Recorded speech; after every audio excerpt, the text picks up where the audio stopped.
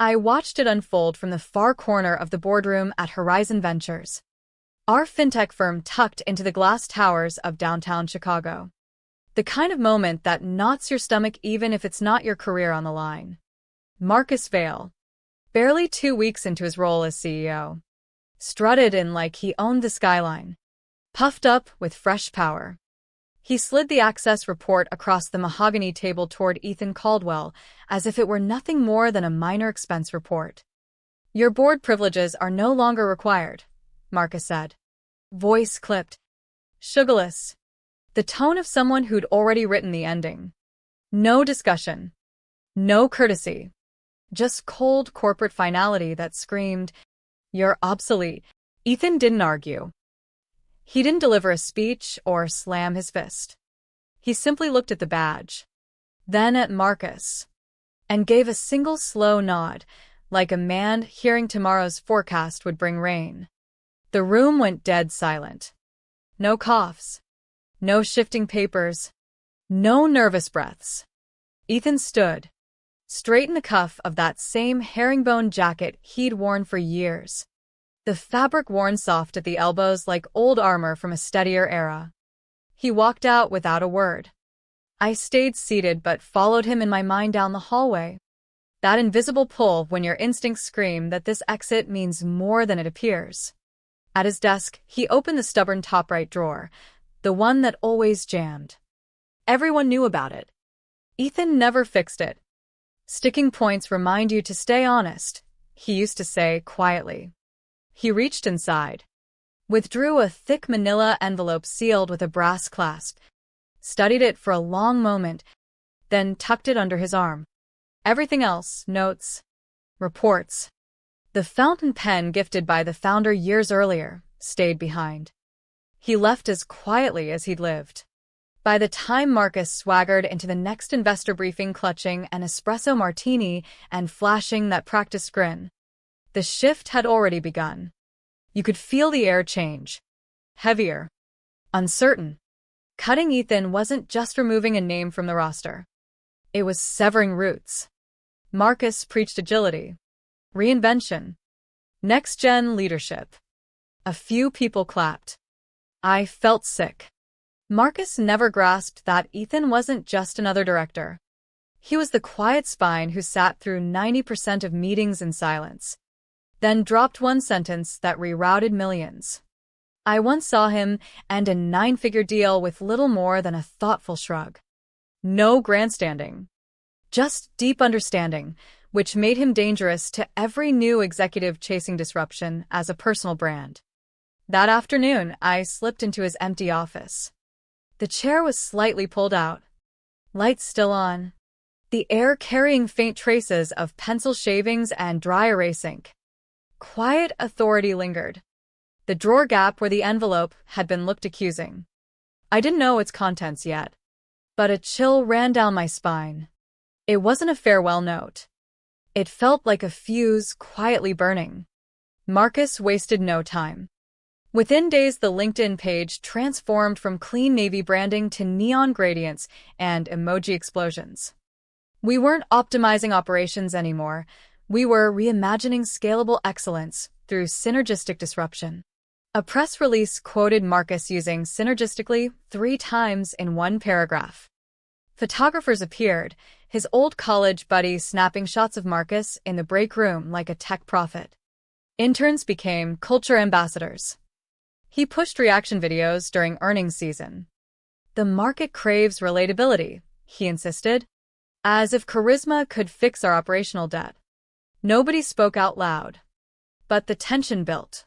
Sideways glances, forced smiles, the CFO's jaw tightening during Marcus's monologues.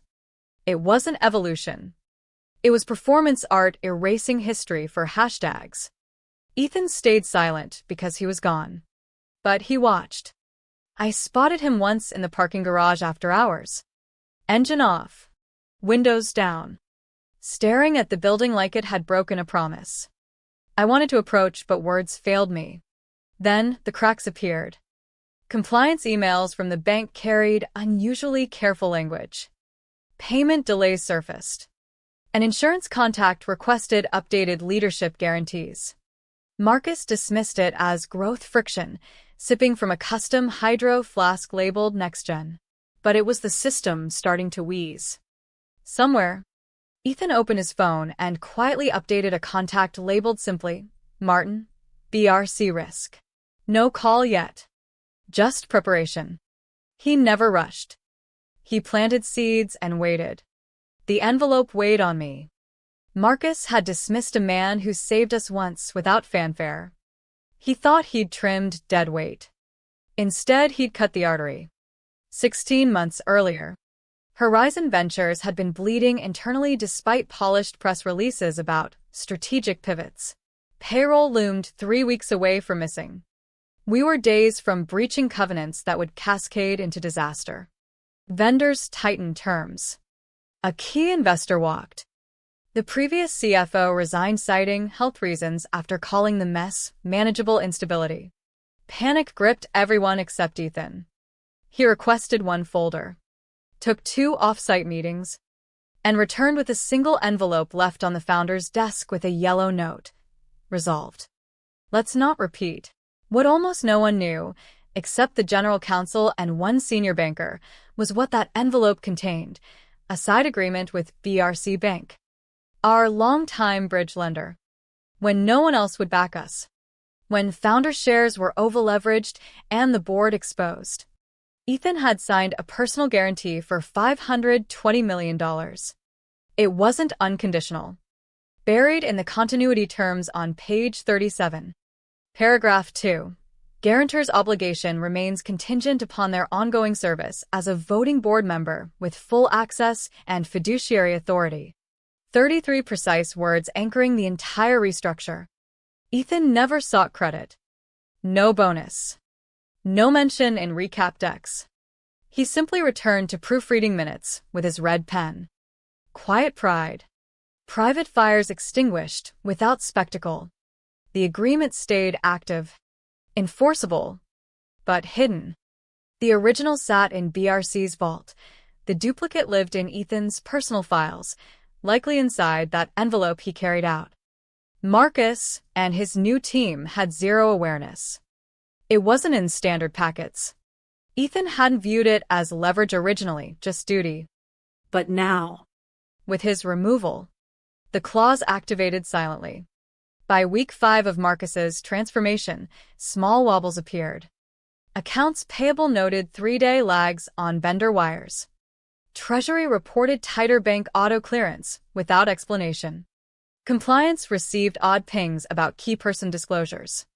Then an unscheduled audit call from BRC's risk team arrived, targeted questions about personal guarantee alignment and board credential updates. In our finance huddle, CFO Alana Green raised an eyebrow. Has our risk profile shifted? General Counsel Vincent Cho added, we haven't touched guarantees recently. This feels off. Marcus laughed. Feet on the table. Half-eaten protein bar in hand. We're too dynamic for them to keep up. I wanted to scream. He performed leadership like overacted theater. Loud. Empty pauses. Buzzwords. Whispers grew. Payroll mentioned strange drawdown protocols. Vincent met privately with BRC's liaison. The founder's longtime assistant Rosa pulled me aside by the elevator. Do you think Ethan saw this coming? I whispered back. Ethan always sees more than he says. She nodded. They never should have pushed him out. That night a burner email arrived. Sincerely. The furniture. They have no idea what you signed. Do they? The dry. Surgical phrasing, screamed Ethan. He'd once joked longtime directors were furniture with votes, self-deprecating right before quietly rescuing us again. I stared, then forwarded copies to myself under different subjects for safety. Walls were closing. Vendor inquiries intensified. Credit lines showed new review tabs. Marcus pressed on with Vision Day, planning a rooftop live stream of his 5-year roadmap. But behind the spotlight, those who understood the infrastructure grew anxious. Ethan remained patient. His patience was never passive. It was loaded. Watching the structure he once held together begin to groan plank by plank. At 9:17 a.m. on an ordinary Tuesday, Treasury's main line flashed red. Sasha. Our seasoned Treasury lead answered calmly. After 8 seconds her posture stiffened. She scribbled a name, covered the receiver, and locked eyes with me. We need Alana. Minutes later, Alana, Vincent, and Sasha were on speaker with BRC's risk officer Daniel Fried. I'll be direct, Fried said, voice like chilled steel. Effective immediately. BRC is freezing all further draws on your primary credit line pending review. Alana pressed. Basis. Fried replied flatly. The personal guarantor named in the 2023 restructuring, Ethan Caldwell, is no longer an active board member. The clause on page 37. Paragraph 2 is clear. Obligation contingent upon uninterrupted board participation. His removal constitutes material change. The room tilted. Vincent leaned forward. Confirming the guarantee requires ongoing board service? The document confirms it, Fried answered. Sasha clicked her pen repeatedly. Alana asked if reversible. Fried. Not without reinstatement and reaffirmation, or full renegotiation at recalibrated rates, given your shifted profile. The word shifted landed like a hammer. I left before Marcus arrived, but heard Alana say, get him in here now. Panic spread lightning fast. Finance printed documents. Legal scrambled. Marcus entered smiling until he saw the cluster outside Treasury and the grave faces. What? He asked, still half laughing. Vincent delivered it deadpan. Ethan was the personal guarantor on our key facility. You triggered the default clause. Marcus paled. What clause? Guarantee required active board participation. That's gone. So is draw access. We got operating cash for weeks, Marcus said. Sasha. Not enough. Alana. We're not fine. For the first time Marcus's voice cracked. How was I supposed to know? Vincent. You didn't ask. Silence stripped the room bare. By noon vendors called. Insurance requested validation. Investors sought clarity. Somewhere Ethan sat reading the early headlines with calm precision. He'd known since the day Marcus erased him. The founder Thomas Reed resurfaced with a single icy question relayed through channels. What did you do to Ethan? Marcus tried word salad about modern alignment. Thomas cut him off. You removed the one name that mattered to the bank. Fix it before markets open. Tension thickened. Back-channel investor pings arrived. One messaged me directly. Did Marcus really oust Ethan? Air grew heavy. Marcus looked genuinely scared now. Survival. Not optics. 20 blocks away, Ethan sat on a park bench under a sycamore. Thermos in hand. Folded financial ledger on his lap, with a crisis headline circled in red. His phone buzzed. Attorney Laura Templeton. They're scrambling. Board wants to reinstate you. Ethan sipped. Tell them I'll consider their terms. He ended the call with quiet control. They have to learn. Marcus unraveled visibly. Late-night Slacks pinged Teams with passive-aggressive jabs. Forced 8 a.m. Stand-ups became dreaded. He fired Sasha Thursday morning, streamlining, then compliance leads, and an ops VP. Dozens of terminations in 48 hours. Staff avoided eye contact. The bank hardened. Vendors ghosted. One tweeted vaguely about unreliable partners. Institutional holders called for governance votes. Marcus leaked a memo blaming outdated lenders. BRC fired back. Reinstate the named guarantor or initiate acceleration under Section 8A, meaning $520 million due immediately. Marcus became a placeholder in an office no one entered. He still barked orders. Claimed new capital. But optimism couldn't replace a collapsed foundation. The emergency board meeting convened at 7:30 a.m. Seats filled early. Marcus sat at the far end, suit rumpled, eyes sunken. Chairman arrived with Ethan's one-page PDF highlighted. He read the 33-word clause aloud, then asked Marcus, "Why remove the only person keeping us solvent?" Marcus stammered about modernization and disengagement. Vincent interrupted. "He signed the guarantee. Not you." "No director," supported Marcus. Unanimous vote. Removal effective immediately. Security escorted him out the back. Chairman turned. "Next, Ethan Caldwell's reinstatement?" Vincent read Ethan's reply. "I appreciate the offer and acknowledgement, but I've accepted a board seat today at Summit Capital, our largest competitor." Silence. Chairman nodded slowly. "That settles it." The weight settled, not just loss, but the echo of casual discard.